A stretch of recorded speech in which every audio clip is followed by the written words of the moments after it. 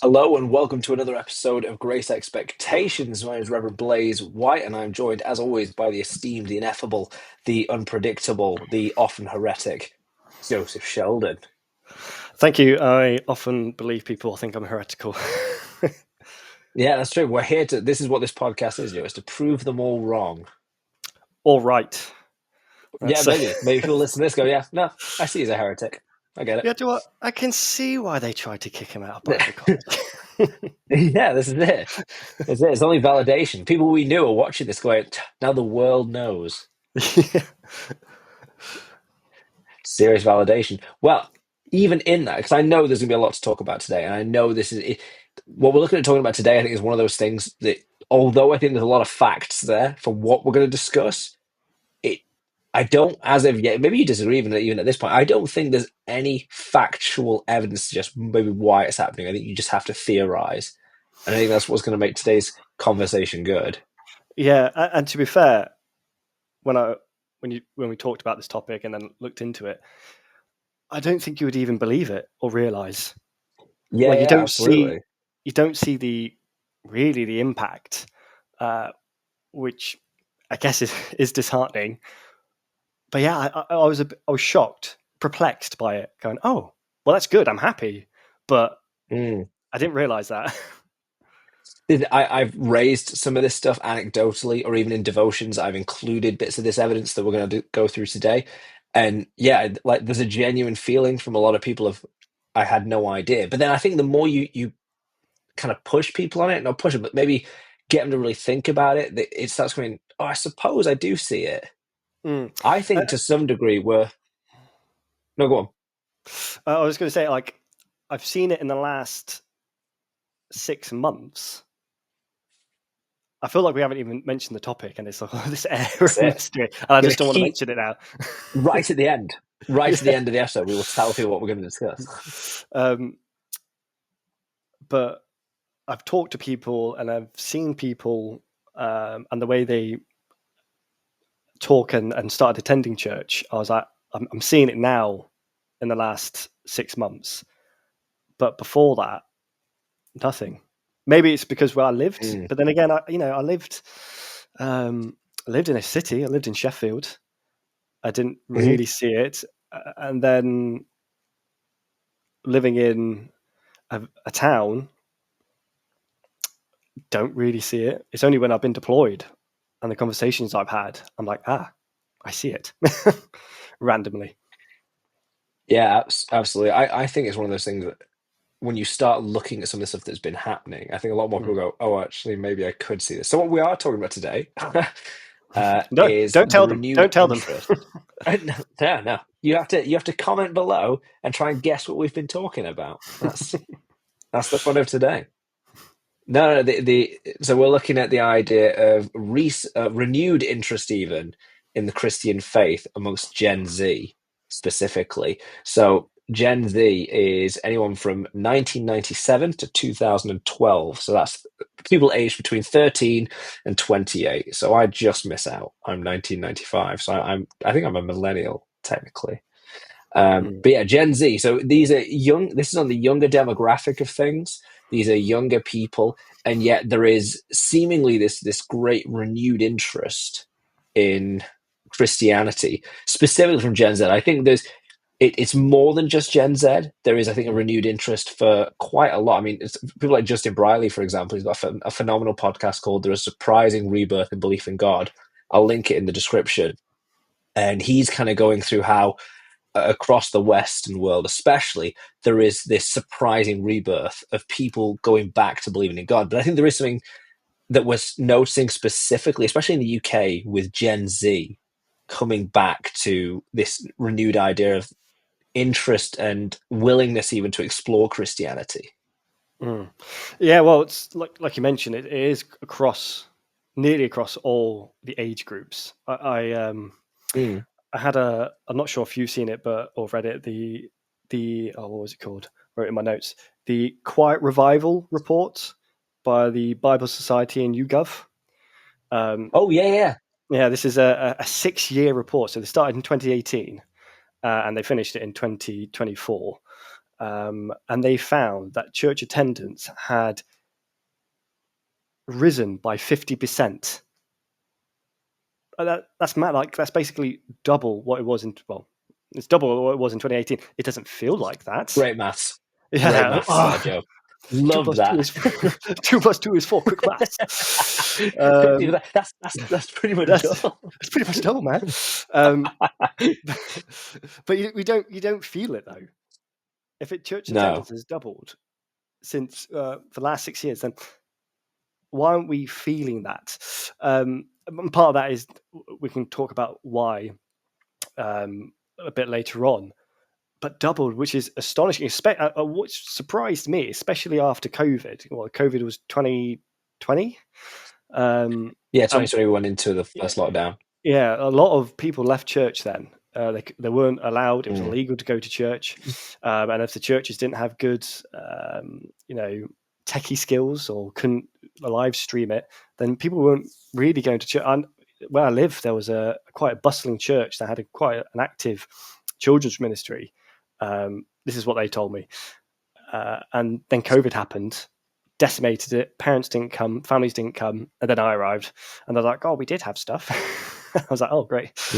But yeah, over 50%, and with that, like you mentioned, it's the Gen Z, but also from ages 65 plus have increased. Yeah.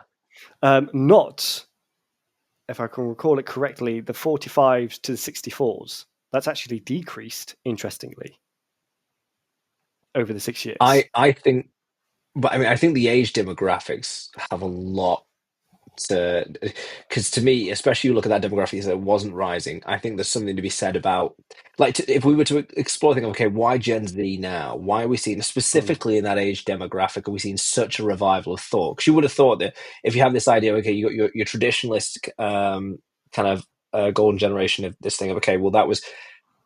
It's not true, but to argue it was the done thing to always go to church, and so you have this wider set of belief and this wider percentage amongst that generation, then you would, in theory, see this watering down as it goes on, as the younger generation begins to embody the new wave of atheism that had seemingly been taking over for quite some time.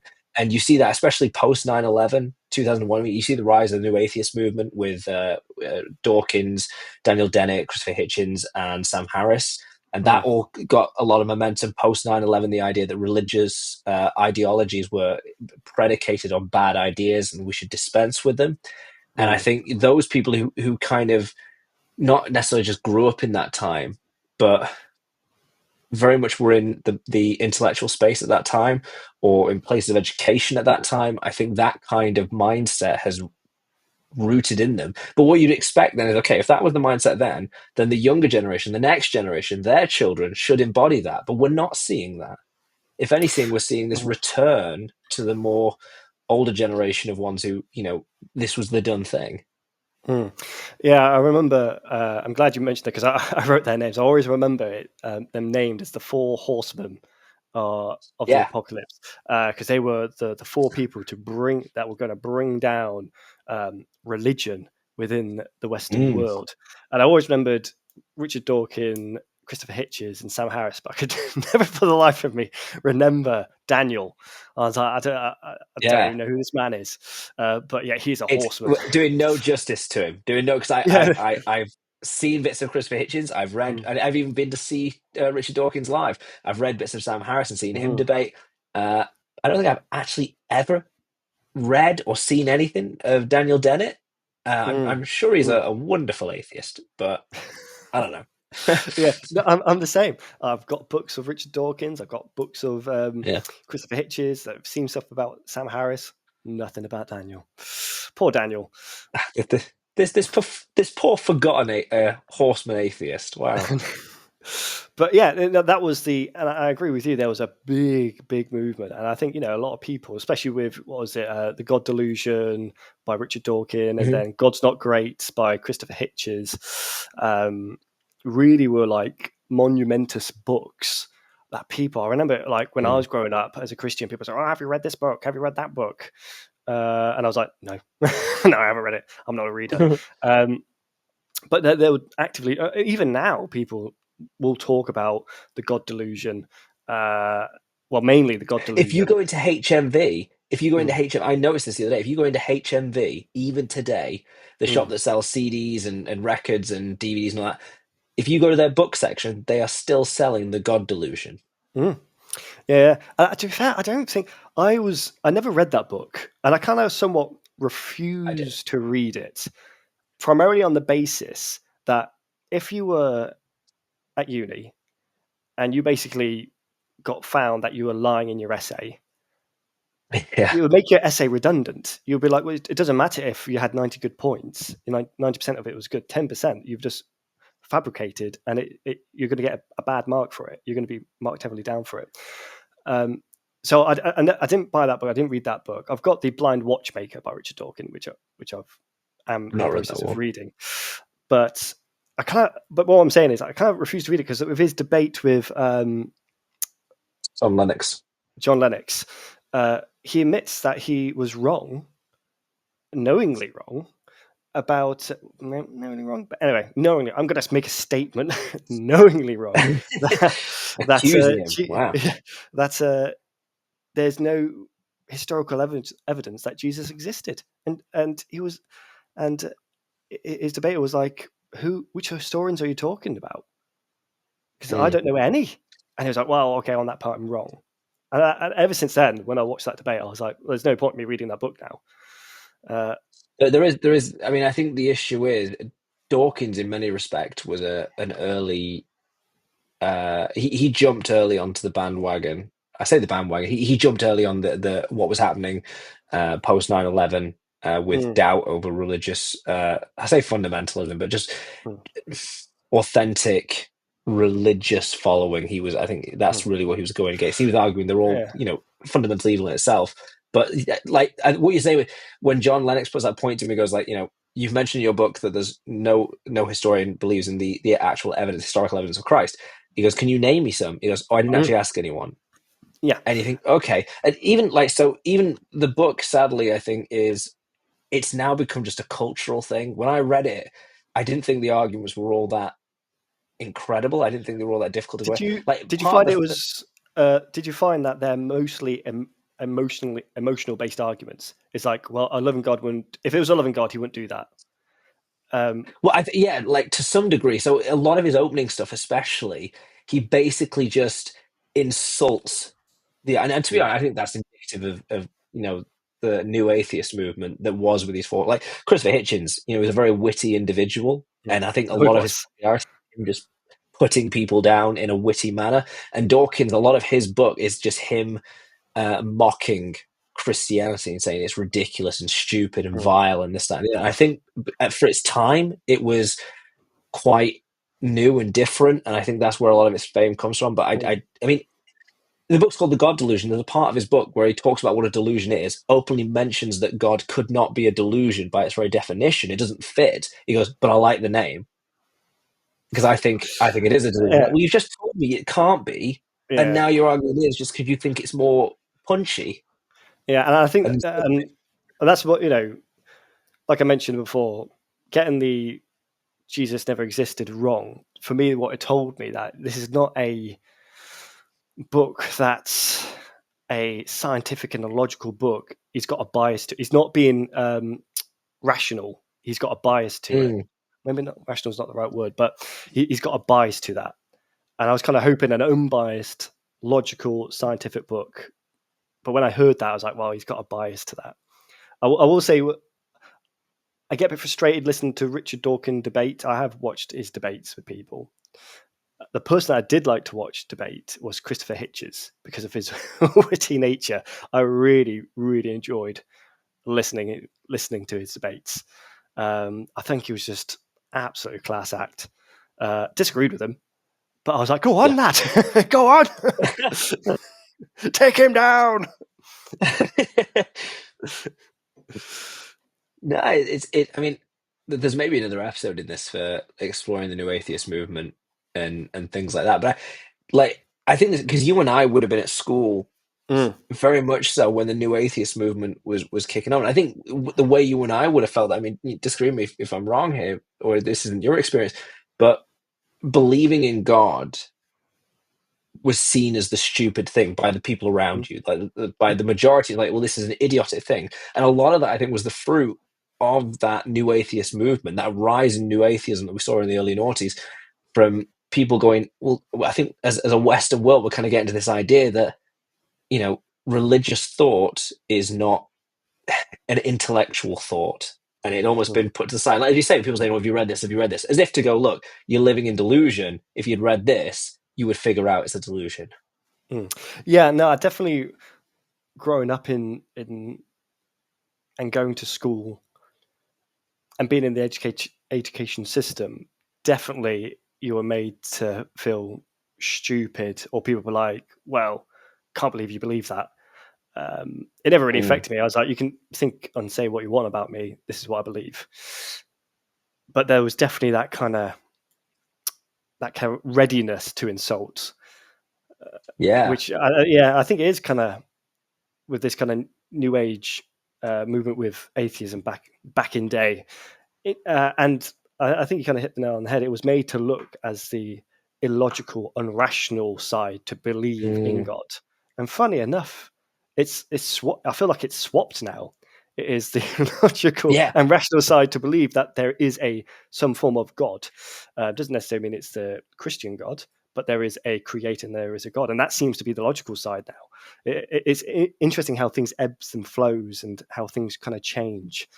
And I think that's probably, to go back to what we were trying to talk about, is probably one of the reasons why people are going, well, you look at Alex O'Connor, Yeah. Yeah. staunch. Well, I wouldn't say I don't think he would have ever said he was an atheist, maybe, but he's a very Just give a brief logical. explanation. Give a brief go of who Alex O'Connor is. Like, for those He's who a don't know. man. He's a man. That's it. He's a philosopher. He's a philosopher kind of thinker. I'm trying to think. Go on, you do it. He's got a YouTube channel that became massively popular called The Cosmic Skeptic. And when he started out, he was a very young teenager, very much inspired by the New Atheist movement. So he's quite insulting and brash in how he speaks. And yet, you look at the trajectory of his journey on YouTube as being, this atheist. He now has very, very insightful and interesting conversations, both with Christians and with atheists, genuinely looking into the stuff. So, for example, you can find, I'll try and link some of the episodes for him, both with atheists and Christians. He speaks with Richard Dawkins in one of them, where he kind of puts it to Dawkins these things of, well, what about these arguments? They're actually quite compelling for belief in God. But equally, he'll have conversations with people like William Lane Craig, who is one of the, if not, in my opinion, the greatest Christian debater of our generation. So much so that in his debate with Sam Harris, one of the Four Horsemen, Sam Harris's opening point was, "Who is this man, William Lane Craig, who has put the fear of God into so many atheists?" Um, Mm. but like, he has genuinely great conversations, and is someone who, really, as an intellectual, delves into these great topics between atheists and Christians. He's an atheist Mm. himself, well, but as you No, no, say, like how he would no. He's. define himself. I think he says. I believe he would define himself as an agnostic. Right. Okay. And now he would. I believe. I watched the video, funny enough, today, and he mentioned it, that he's a bit of an agnostic. So it's very hard to kind of pinpoint what he believes in, or like really kind of fight with bravado and strength his positions, because he's like, well, they could be and they couldn't be. Mm. So, but yeah, But so he's a great example. yeah, exactly, yeah. From someone who's trying to logically be a logical thinker, and kind of get to the area where it's like, well, it's not as easy as being a non-theist. He can't Mm. be a non. He's never really, especially now, like defending that. And you look at people like Jordan Peterson as well, like a very kind of logical thinker, logical, rational thinker, and he's like, well, there is a form of creator, whatever that looks like. All these people were basically like in the Greek age. We have all these philosophers going, there's something. Yeah. But I think that's I mean, so Alex O'Connor, I'm not sure of his age. I would imagine he's a millennial rather than Gen Z. But he's another one who, very much inspired by the New Atheists, very much what you would anticipate. Like what the stuff we're discussing now, like the rise of New Atheism, the popularity of these texts that is still resonate today and are still mainstream availability. Like I'm pretty sure there's some Christopher Hitchens books like God's Not Great. Mm. Pretty sure that's still for sale in HMV today Mm. as a book. And yet what you would expect is you've seen this trajectory of like, okay, the more older generation you go, the more higher percentage you see of those who identify as Christian. You see this kind of declining number. So you'd expect to get to something like Gen Z and go, okay, well, we would only see the furthering decline of that, the establishing of this new atheist thought in a new generation. And yet, maybe now is a good time. I'll raise some facts I was able to find out when looking at the idea of Gen Z as it responds to Christianity. So in England and Wales, monthly church attendance among 18 to 24-year-olds quadrupled from 4% in Mm. 2018 to 16% in 2024, notably in young men. Ironically, there is a surge in Yeah. Bible engagement. Sales of Bibles in the UK increased by 87% from 2.69 million in 2019 to 5.02 million in 2024. And the surge is largely attributed to Gen Z's renewed interest. You have the fact that a significant 62% of UK 16 to 24-year-olds describe themselves as very or fairly spiritual, compared to just 35% of those over 65.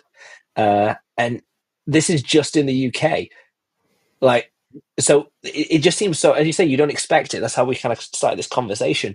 When you list all these things that we saw of the New Atheist movement, we list all these experiences that you and I had at school of it's idiotic to believe it, it's counter logic, it's counter intellectual to believe in God, to have this religious thought.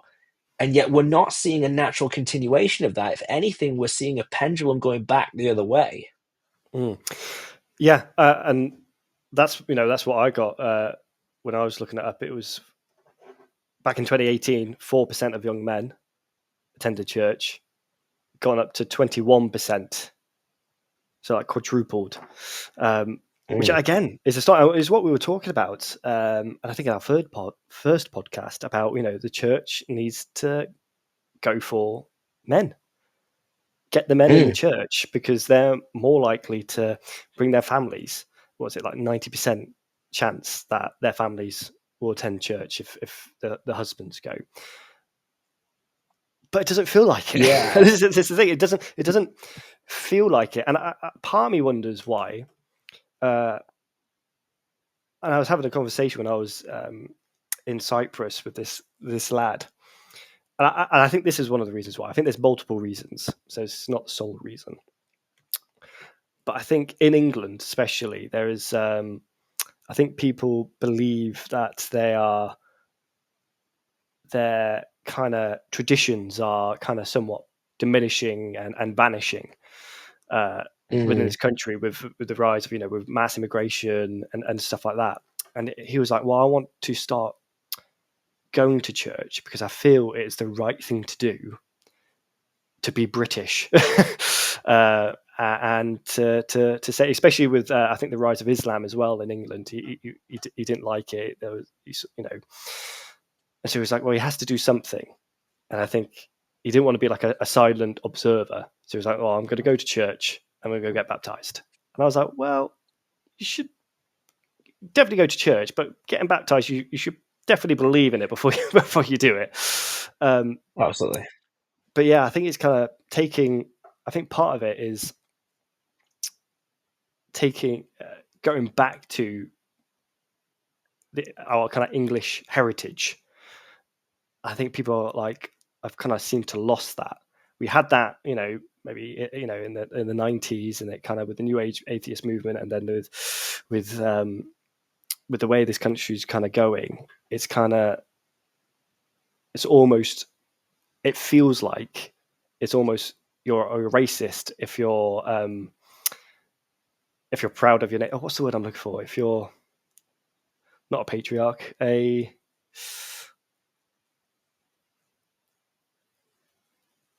nationalist. There we go. I don't know. I'm just a nationalist. Yeah. I mean, that's an interesting conversation in itself. Like, there's the rise of something like the ARC conference that was founded by Jordan Peterson. Mm. that met even in this country only a month or two ago now. And in theory, it's not a Christian conference. And the Mm. ARC conference is in theory this idea of thinkers coming together who want to um, reestablish purpose and a greater ethos of what it means to exist and to be conducive to society and things like that. And almost what's really interesting is that you don't need to be a Christian to attend that. It's not a Christian Mm. event, but it has very Christian speakers. The majority of people in attendance are Christian, and even those who aren't fully, of the Christian faith are there going, "I see there's something there." And I think this is really interesting with the idea of. I think I was listening to Ayaan Hassan talk about this, who was like, if you think of the four horsemen of the New Atheist movement, she was horse number five. She was very much very big New Atheist, went around the world, much like the others, criticizing Christianity and faith in general. And then I think, a year or two ago, she converted and gave her life to Christ. And there's actually a wonderful, I'll try and link this as well, a wonderful conversation that was had between her and Richard Dawkins, both good friends. They've both, been on the atheist journey and both gone around mocking God. And he had a conversation with us in, why have you become a Christian? What is this? And it's a really interesting conversation between the two of them. But you have this thing of things are changing. Mm. Things are, and I mean, like, I think Dawkins, she was talking about how Dawkins has this mindset of, if you get rid of Christian thought, then it'll be replaced with altruistic logic kind of thing. And I think Nietzsche kind of predicted that as well in his book, The Spoke of Zarathustra, but that's not been the case. I think for a lot of people, that as we've thrown away the Christo-Judaic heritage that we have, we've kind of noticed we've lost a lot of stuff. Mm. It I think, hasn't just been replaced with rational logic. It's been replaced with chaos in many respects. well, exactly. And I think you get rid of a kind of moral foundation of Mm, Christianity in this country, then you've got to fill it with something. What is the yeah. standard that you're judging things with now? And I think that's another thing when it came to debates about moral objectivity and stuff that the atheist would find difficult to defend. Richard Dawkins in his debate with it, he had to admit that certain, certain things that we would class as illegal, which are illegal, he couldn't say were bad with his kind of Mm. atheistic outlook. So that's the theory that, just to try and give a little context, that's the theory that if morality is only objectively true or false if you have an objective moral giver. So, for example, you and I would look at things and go, well, I can condemn that as being inherently wrong because I have an all-loving, all-powerful, all-knowing God who Mm. tells me that is wrong. And whereas you remove that and it becomes, well, how do you define right and wrong? And that's where the atheist often very much struggles, because you only need to look around the world to see how people differ in differing ways interpret morality. We can go to parts of the world where killing is not the way it is here. It's quite more unruling. Where stealing, where rape and pillaging and taking and all these kind of things is different. For example, when we left Afghanistan, when we pulled out of there, one of the big one of the big news points was this fact that we were very sure that when we moved out, a differing Taliban morality was going to go in that, from our perspective, was completely immoral. Mm. And so you have this idea, well, competing nations can have competing understandings of morality, and there's no way for you to go, well, I'm right and you're wrong, categorically, without this understanding of, well, who is giving that perfect morality? It's called moral relativism. If you don't have a perfect law-giving God, then morality becomes relative. Alex O'Connor actually gave a great analogy. He said, if there's five people in a room and they decide that blue is the best color in the world, and that's what they should paint the walls in that room, then relative to that room, blue is the best color in the world. If you go to the next room and they say, well, red is the greatest color ever and we should paint the colors red, and they all believe that, then relative to that room, red is the best color there is. And it's all red. But if you get them all together, or you have this wider color, well, what really is the greatest color? Well, there is no greater color. It's just relative. Now, as Christians, we would reject that.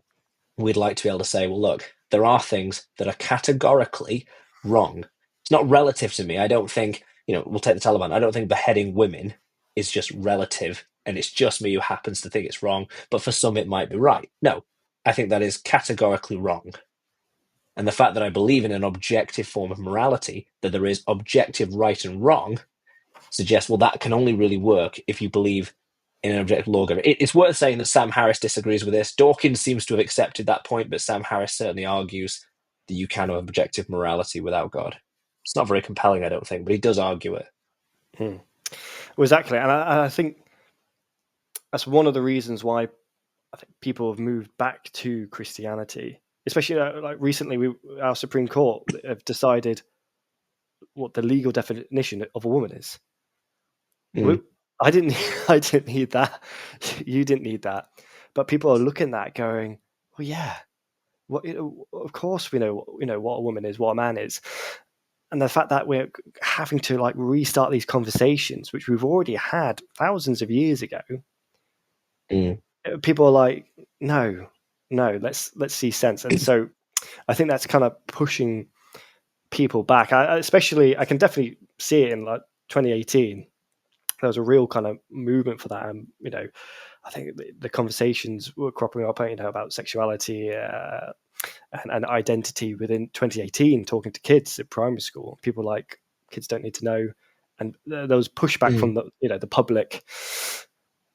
And I think it just pushes people to go, well, if they feel internally that this is wrong, but everyone else seeing, there's a handful of people saying it's right, there must be something that's telling me it's wrong here.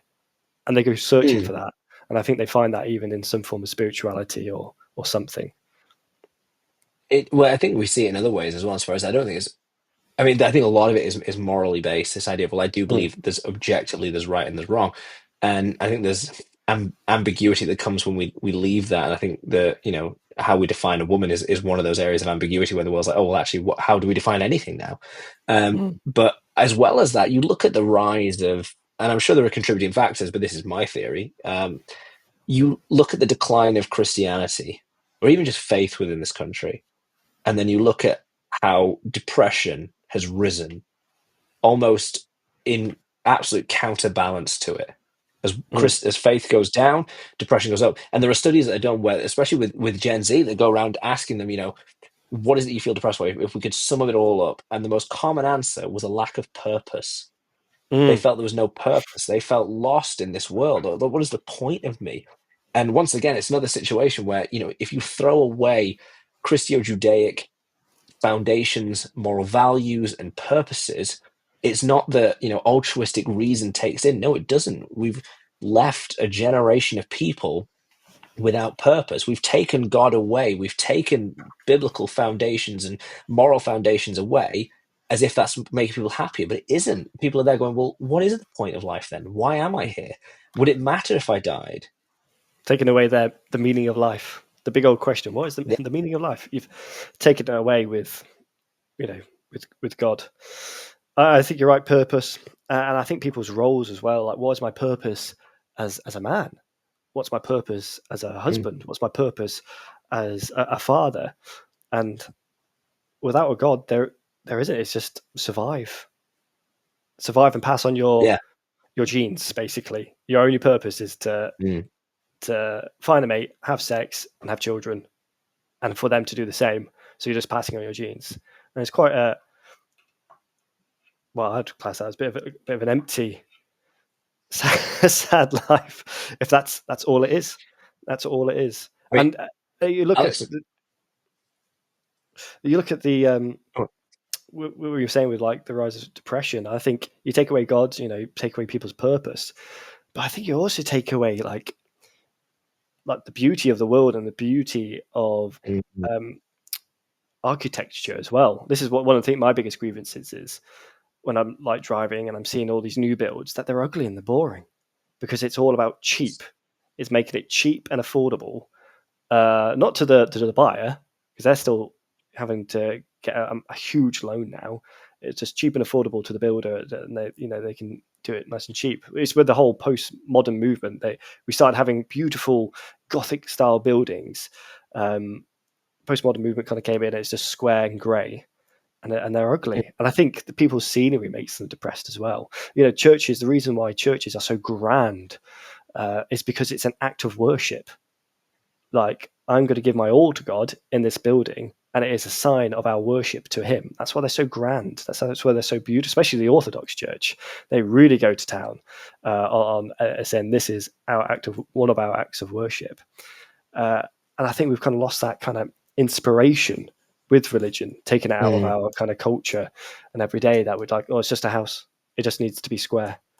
And it's like, no, let's bring back, good architecture. Let's make things beautiful. It says in the Bible, do all things for the glory of God.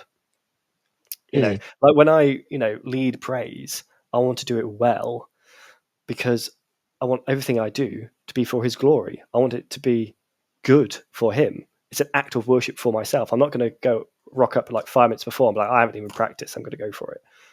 If you, when you propose to your wife, you spend months of planning, because it's such an important moment, because you love her. But, if you're like, oh, I'll just pop into the shop. Oh yeah, just grab that one, and there you go. Do you want to marry me? There's no thought into it. I think that kind of has an effect on people's scenery. Yeah, I think, and it's interesting. Someone like Alice Conner, I think, is a more honest and transparent non-believer, will say. He mentioned in an interview, he said he's had people message him going, okay, you've convinced me, and I've lost my faith, I've given up going to the church and stuff, but I'm feeling a great deal of loss now. I'm feeling a great deal of emptiness. And Alex was very open and going, I don't know what to say to that person. I don't know what to. It was in this conversation with Richard Dawkins, and then Dawkins turned around and said, well, I would argue it doesn't matter what you say, because it's not for us to say, oh, just because it feels good, go for it. But you had this idea of, okay, well, even if you can convince someone, as the New Atheists did in a very grand style, that maybe Christianity is something to move beyond, you have a huge number of people who just feel lost. And the thing is, you look at the very crux of the biblical story, this ethos. You have this very opening bit of, God made man and woman in His image. The idea that you have inherent worth, that you are inherently valuable because you bear the image of God, that you are owed respect because you have God's image. You have in the book of James, it says the hypocrites of believers, they'll praise God 1 minute and then they'll leave and insult His creation the next. In other words, they'll be in church praising God and then they'll leave and insult other people who bear His image. It's like, no, those people are due honor and respect. They carry God's image. This whole idea of individual rights, you can almost bring it back to that biblical story of the opening of Genesis. He made man and woman in His image. You have this idea of Christ coming and going, look, I don't care what you've done wrong. That person on the cross dying next to Him, who most likely did something egregious to end up on the cross. It's like, I don't care. You will be with me in paradise. I love you. You're my son. You have the idea of Barabbas going set free, who very much had done something wrong. It's this thing going, I still want you. And I still see worth in you. And yet we have a generation of people growing up who don't feel that worth. And bringing it back to Gen Z in that sense, I think there is something about feeling there's so much ambiguity in the world, so much conversation. Well, what is this? What is a woman? What is that? What is right? What is wrong? What is purpose? What am I here to do? And the buzzword almost in recent years, fake news. There's a massive distrust. You look at the statistics of younger people who distrust mainstream media, who distrust the news, who distrust all these things and feel like Twitter or X now or TikTok is where they get their news from because they don't trust anything. It's what I found so absolutely. I'd be really keen to hear your thoughts on this, actually. One of the facts I read earlier was about the rise of Bible sales.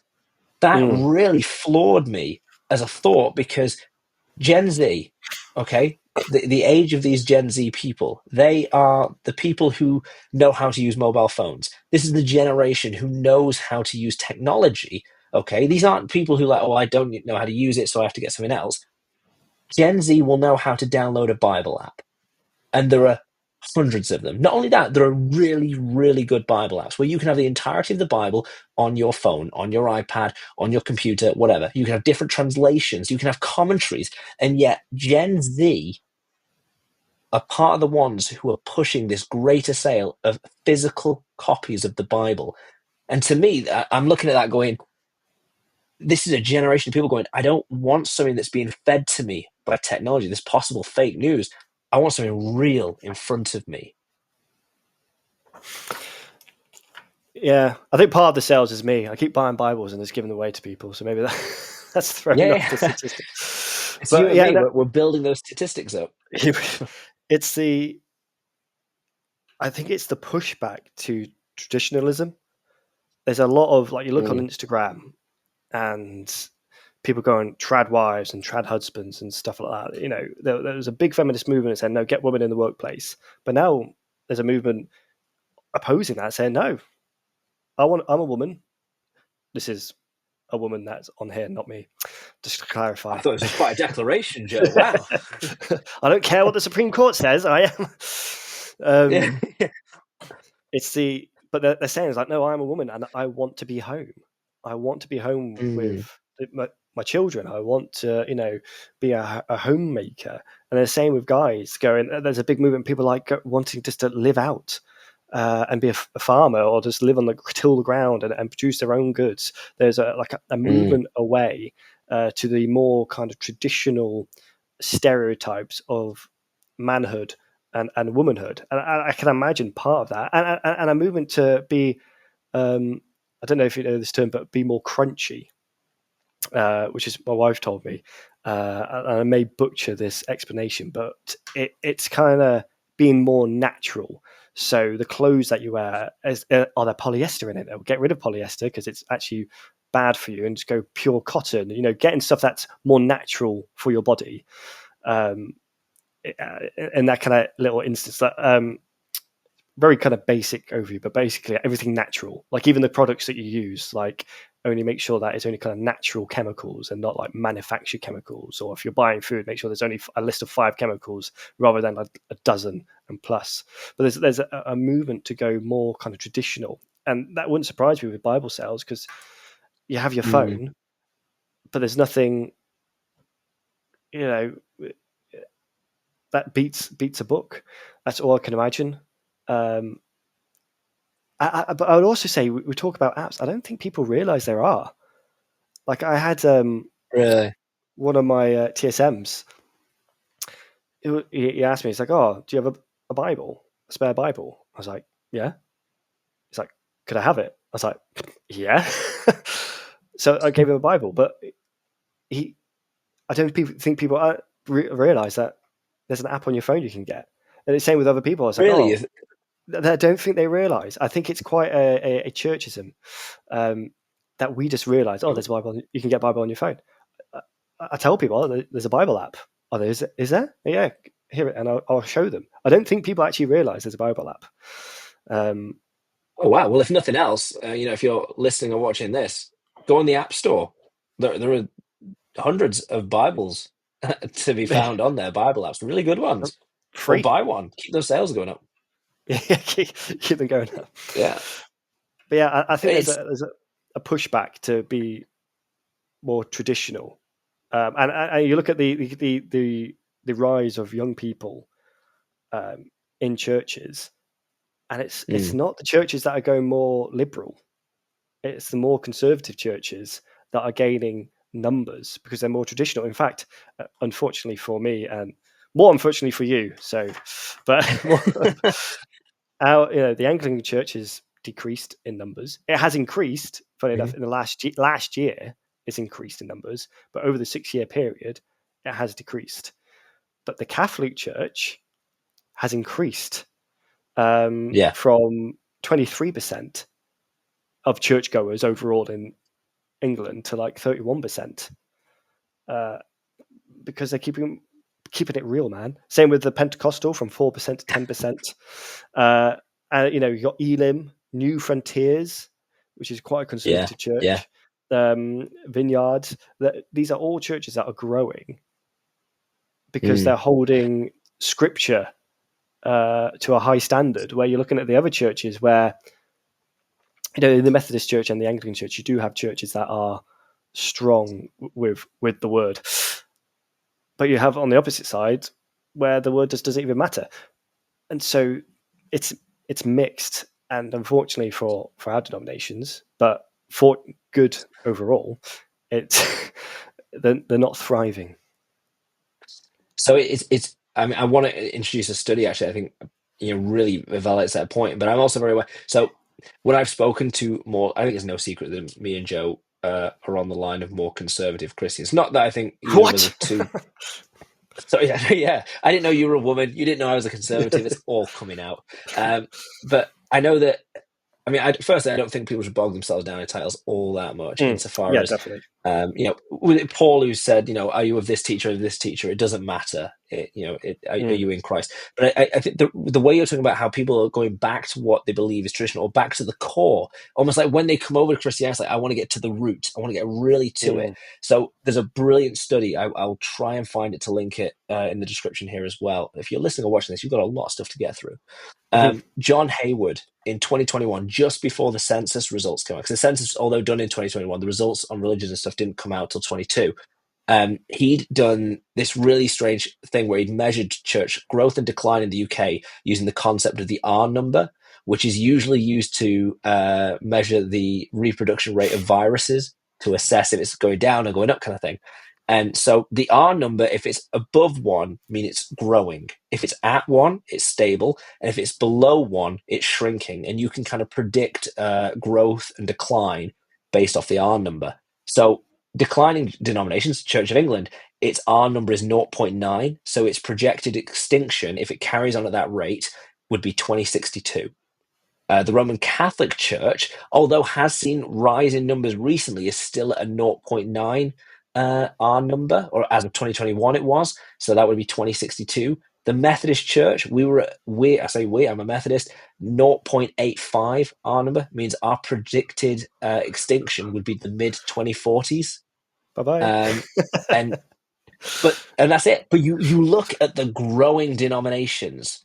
So Elim Pentecostal Church, a church that is, if you know nothing about Elim and the Pentecostal movement, like that, they are very biblically minded. If they don't see it in the scriptures, it is not a belief, and everything has to be validated through the word of God. It is a very high point of emphasis, scripture. There are 1 and 1.1 experiencing growth. New Frontiers, same kind of deal, are number between 1 and 1.1. The Fellowship of Independent Evangelical Churches is same kind of number. You've got this thing of these denominations that are far more known for being, I want to be careful how I phrase it, denominations where it's like, actually, we need to be, we need to be more modern. We need to modernize. We need to be more inclusive in this and that. I'm not saying inclusivity is a bad thing. I'm saying, but those ones that make that their emphasis, they're not seeing that inclusive rise, that great number there. They're not seeing it. Whereas the denominations that are going out there going, we are unapologetically of Scripture. We are unapologetically seeking the Holy Spirit. And if you're into that, great. And if you're not, fine, you're not for us. But we will be biblically based. Those ones are growing. And as you say, cathedral worship tends to be on the rise. I know the Church of England one's kind of out of date now, because I know for the last few years their church attendance numbers have gone up from what I've seen. Similarly, Roman Catholic Church, and you have this thing of it's people going, well, if I join the church, I don't want to go to just any church. I want to go to the one that's really opening the scriptures and explaining them to me. I want to go to the one that is the official church. I think that's the thing. The churches that are unwavering with time are the ones that are growing. When people realize that there is something else, there is something else in this world, and I want it. This world, this life that I'm living, this lifestyle that I've got, it gives me instant gratification, but there's no long-term peace or anything. So if they start looking at churches, but then the churches they go to offers the same thing that they've just come from, they go, well, what is this? I've just come from this. But the churches that offer go, no, actually, there is a seriousness. There is something different. We are called to be outside the world. and they go into that and they go, "Oh, right, there's all this this kind of change that I'm not used to." It kind of makes them realize there is something to this. There is there is something to this, and they're the churches that are growing. I mean, that's a really good point. Ironically, the churches that seem to be doing really well are the denominations that demand something of you. So we could even take it into, really almost difficult points of explanation as far as the Salvation Army is technically declining, but at a very slow rate. They're teetering on the idea of just sticking. And if you join the Salvation Army, it is expected that you will go door to door. You will learn an instrument in the band. You'll do, you'll be part of the denomination in that sense. They're kind of doing quite well in that. You look at places like Elim, like AOG, like some of the New Frontiers. If you're involved, you're expected to engage in discipleship. If you're involved, you're expected to tithe almost. You're expected to do various things. But even away from that, the Jehovah's Witnesses, the Church of the Latter-day Saints, formerly known as the Mormons, they're funnily enough growing still. And it's partly because when their members come in, it's this thing of, well, you don't get to just sit by. If you are genuinely convicted by this message, we want you to go out and do something with it. So ironically, the churches that are growing are the ones that are going, no, we believe this to be so true that we're going to demand something of you if you want to join. And that's such a biblical thing when people come to, I can't remember the exact story, but when someone says to Jesus, can I follow you? He goes, are you sure? Foxes have dens. I don't know where I'm sleeping tonight. Are you sure? We almost have this image of church begging people to come through the door. And yet Christ was one of like, no, you stay away. It's like, in Mark 5, the Legion demon, when it's cast out, this man goes, "Oh, let me come with you." He goes, "No. You go proclaim over there." People try and follow. What must I do to be great in the kingdom of heaven? Well, sell everything. Oh, I'm not sure. Like Christ is almost pushing back. Like, unless you genuinely feel that seriousness, you're going to give up everything for me. Maybe this ain't for you. And we've seen it around the world. The church in Cuba. I have my issues with the church in Cuba, but they are so picky on who they take on in the church. It's actually helping it grow. There's something about actually, if we were so authentic about what we were talking about, then maybe we would be a bit more guarded with it. If we genuinely believed that which we're preaching, it would be this thing of like, I mean, it's where I think the term, I raised this at a meeting recently, and it was agreed upon both by liberal, conservative, whoever. The term inclusive for the church, I think, is misleading. Insofar as I think we should be, I haven't found a snappy way of putting it. We should be exclusively inclusive or inclusively exclusive. I don't know. I'll use Methodism as an example. So in the Methodist Church, if you wanted to join the Methodist movement, as John Wesley had it, it's like, okay, anyone can join. Anyone can come to us. Anyone can join these things. We are for everyone. You want to come? You're in. You're a drunk. You're a this. You're in. However, once you're in, you agree to these things. You give up alcohol. You do these things. You engage in the Bible studies. You engage in the discipleship. If you don't do that, you're out. So all are welcome. It is very inclusive, but you are also subscribing to a set of beliefs and a set of standards. It's a very inclusive movement, the Methodist movement. They were going to the places that other churches weren't, but it was hugely exclusive insofar as, well, if I see you keep on getting drunk, then no, you're not in. John Wesley wouldn't ordain anyone who wouldn't fast on a Wednesday and a Friday. There's this thing of, we're still very exclusive as far as these are our beliefs, and if you don't agree with them, that's fine. That's up to you. But then you're not in. I think it's. I often say the church should be inclusively exclusive. We welcome anyone, but like you were mentioning, but there's a set of rules. It's like family. Like you'll accept anyone in your family, but there's rules of the house that you got to abide by, and if you don't abide by them, I'm sorry, but you can't stay here. And I think the church, and I think this might be one of the reasons why there was a sharp drop off with church attendance around the 90s and noughties. It's because there would be lots of altar calls with the charismatic movement, and people was like, "Come to the front if you want to be, saved." And people just come up and they'll pray for them. They'll have that spasm on the floor, and they'll be like, "Yeah, I'm saved." But there was no cost. There was no warning them. What you're doing here is you're saying you are willing to die for Christ is what you're saying. Mm. But they never reiterate that. They never say that there's a cost to it. I remember getting in trouble. I don't think you were there when we were at Bible college together. You weren't there. No, you weren't there. You left me. But we're at one of the our I Bible graduated. one of our Bible groups, and I said where we need to get to. Maybe I didn't say it in the most softest of ways, which I'll admit. But in essence, what I was saying was our faith needs to get to the point where we're willing to die for Christ, and we need to get there. Because that's what we're called to do. We're called to die for Christ. If someone comes in, a terrorist or an extremist comes in and goes, renounce Jesus Christ, I'm going to say no. I will not do that, and I'll get killed. We need to get to that point. Funny enough, that was apparently really offensive to say. Everybody got really upset with me. But that's the thing. We're raising the church is accepting Christians, accepting people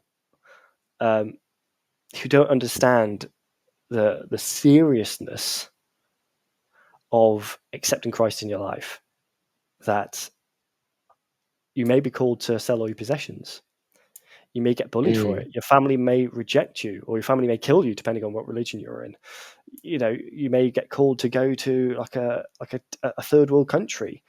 You may be called to go to the Amazon, rainforest, and be a missionary there. Your life is not your own anymore. And that seriousness and that cost was gone. And so when hard times came, people go, "Oh, why is it hard? Why is life hard? I thought life was meant to be all sunshines and raindrops." So they just left. Or when they had the four horsemen of the atheist movement come in and really, really challenge, which it's good to challenge. It's good to go, well, why are we doing this? Why do we believe this? I'm all for that. But when they came with hard challenges, they were like, oh yeah, they just got swept away. They basically built their faith on sand rather than the rock, the foundation, having a sturdy foundation. And we're just basically, and unfortunately, and I know these numbers are good, but I do worry that is it just an altar call, that we're just getting people to put their tent on this sand and go, look at our numbers, they're growing. But when the rain comes, they get washed away. I think it's wanting to, if there's anyone listening to this who thinks, oh, wow, this is, what kind of language is this? That, you're going to join, going to be ready to die, and this, it needs to be held in perspective of that of purpose. If you think of, even if you're not a Christian listening to this or watching this, if you've ever felt you have a purpose in a role or a job or something, then chances are to fulfill that has been difficult. If you feel there's purpose in you being a dad, both me and Joe are dads, then that is not all going to be easy. There'll be the times when your kid is screaming and not listening. There's going to be those times of late nights, of early starts. It's going to be difficult. There's going to be those times where you just feel absolutely, where they say the most hurtful things to you even, or something like that. It's like, well, this is purpose, and it requires that I go through difficulty because it's worth it. Yeah. And sorry to interject, but with the whole kind of very morbid, the whole dying thing.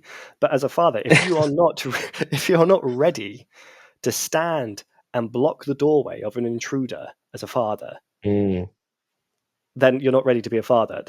I know that's very blunt and harsh, but your role, and I especially believe as a Christian, your role as a Christian father and a husband is the defender.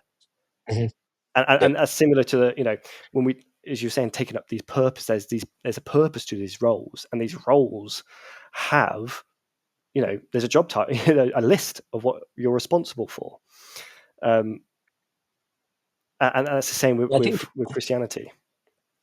I think in most roles people understand that. I was watching a reality show the other day, and this lady in it got very upset that her man didn't defend her and didn't have her back, and it was almost like this unspoken rule of like, well, you're my partner, you're my man, you stand with me, you defend me. And it's like, so you understand in that moment, okay, his job is to kind of be on the firing line for you. And it's like, that's purpose. But even like in most basic sense, I think anyone who looks at the Christian faith and goes, oh, you're asking me to go through a time of difficulty maybe to do this, well, it's not worth it. It's like, well, hang on. if you've ever had a career, even in your mind, well, I'm going to get to this high point, chances are you've had to start by doing grunt work. Chances are you've had to be the whipping boy for a while. Chances are you've had to be the one being trodden on a bit as you've clawed and built your way up. And that's because you see purpose in what you're doing. So you accept, okay, purpose comes with challenge. And, it's no different than when you look at the Christian faith. The only difference there is actually this is not just a purpose, this is the purpose, the greatest of all purposes. And we shouldn't be surprised then when that might come with the greatest of all challenges. But I want to kind of, as we look at this kind of conversation and bring it back, in light of kind of the stuff we've discussed today, be that maybe the downfall of the new atheist movement, or at least a moving away from it, and these statistics we're seeing of renewed interest, not just with Gen Z. I think they're very interesting, but as you say, with pretty much all ages. What would you be if someone's listening to this who is a Christian and goes, okay, well, what do I do with this newfound information? Like, what would we kind of impart to people through this? Don't be afraid to share your faith. Countless times, especially in my job working in the army, I've not, and a shame on me, to not raise faith in the conversation because I didn't think the person would be interested, or they looked like they would hate it, or they look like an atheist to me, and countless times I've been humbled and been proven wrong, and that person has been the most acceptable to hearing the faith, or wanted me to raise the conversation with them. And so we see this movement that people want, especially with Gen Z going, that there is something else. We had the rise of the feminist movement, kind of demasculation, feminization of kind of men, and taking away their kind of role, and they're kind of looking at Christianity and going, this is what a man is, and finding that maybe within Christianity, people are searching, people are open to it, and just don't be afraid. Our job is to share the faith. It's like that parable that Jesus said when the master gave his slave 3 coins. He gave three of his workmen 3 coin, a coin each, and one just buried it. Here's your gift of salvation. Here's your gift of faith. There you go. And what did you do with it? Oh, you just buried it? Why? Why did you bury it? Go and share it. What's the worst they can do? Well, the worst they could do is kill you. There we go. but what Paul said is, if I die, I go to heaven. If in fact I stay here, I have to work. And this is what I've said to people before. Like, can't wait to die. It means I get to rest. But if I live, I can't wait till you die. Many people can't wait till I die. And if I ever get captured, by extremists, I'll be like, mate, you're doing me a favor if you kill me. If you make me live, then I've got to work and share the faith. I've actually got to work harder. I'll be my Una reverse card. But yeah, don't. Well, your family must be very concerned about you ever being captured. I've said this to multiple people. I'm the type of person that always kind of just wants to say something funny, and I would be concerned. There's one thing saying it. There's another thing actually being in that situation and saying it. But I would like to think that I would have the last word. If they were gonna, cut off my head, I'll be like, not too much off the top, lads. And then they'll be like, oh, can't kill him now. He's had the last word. He's too funny. Or if they make me read a sign, I'll be like, who's written this?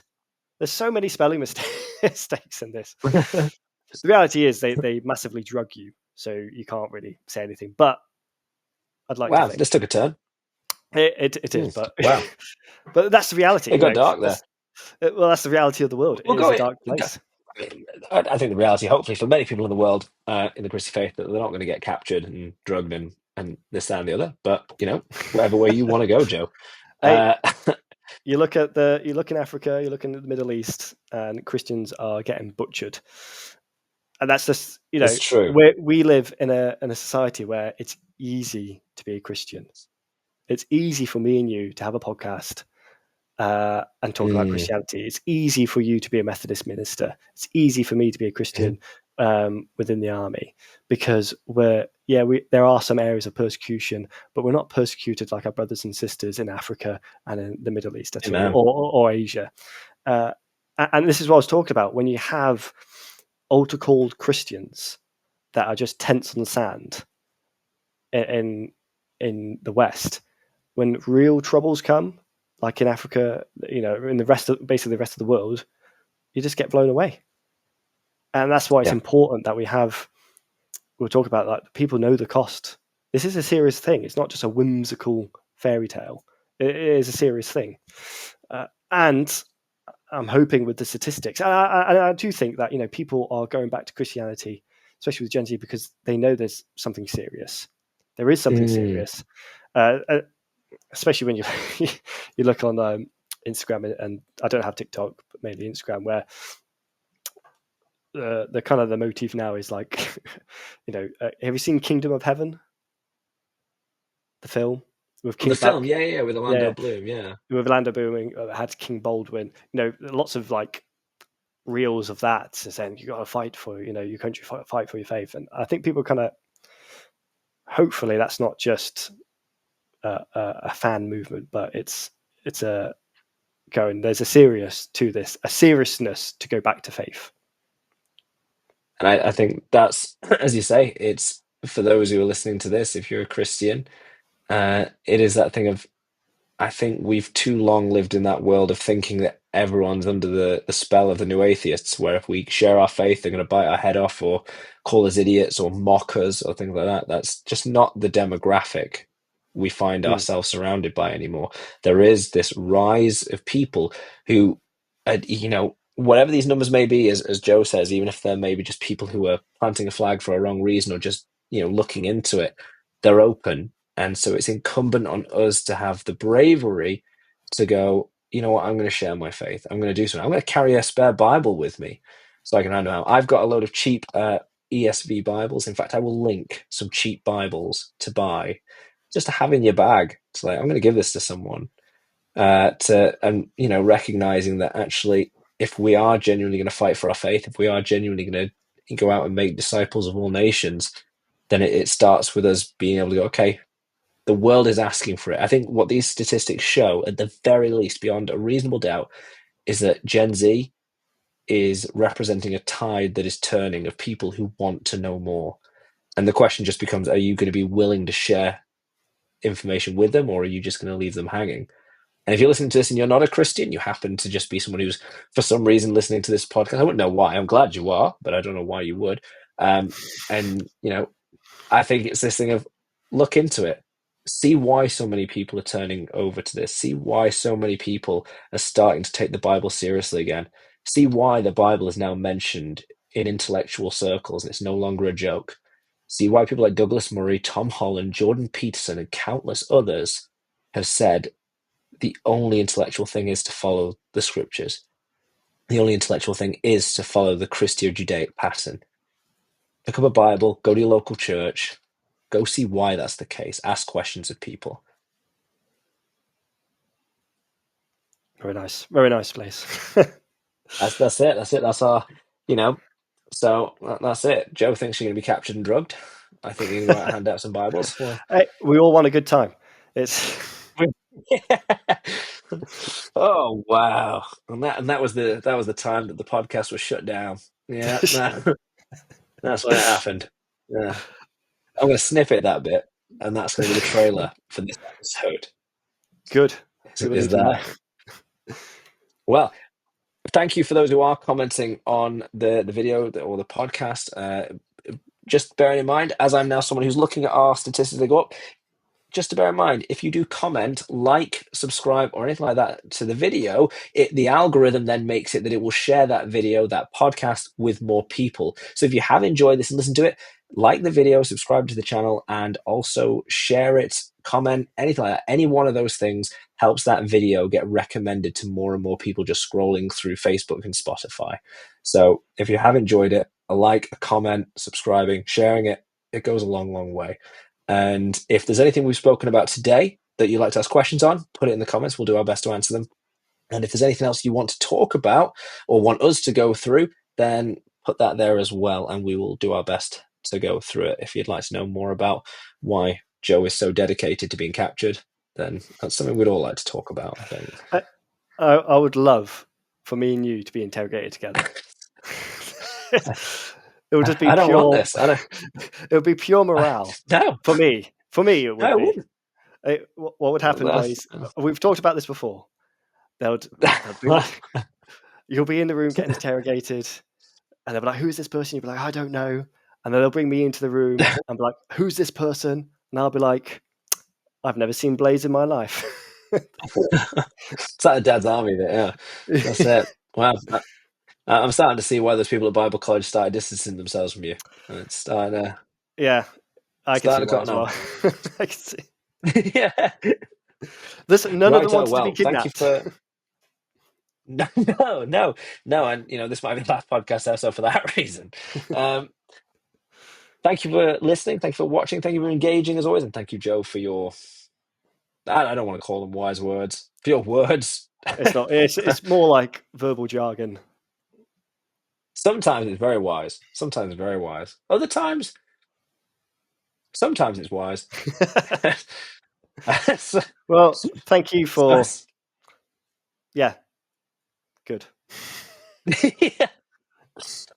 Yeah, it's been an hour. It's Yeah. Thank you. I like you that you put in the effort. I did, yeah. Maybe that's the new thing moving forward. I mentioned the last podcast, we start these things awkwardly. Maybe now we'll try and see how awkwardly we can finish them. I remember when, yeah. That's good. Wow. We'll keep going till the 2-hour mark, just like this. Oh, bloody hell. That's a long podcast. Right, so I'm ending it now. Awkward as anything. So join us in 2 weeks when we'll go through something again. I don't think we actually have a topic in mind, so by all means comment to give us one.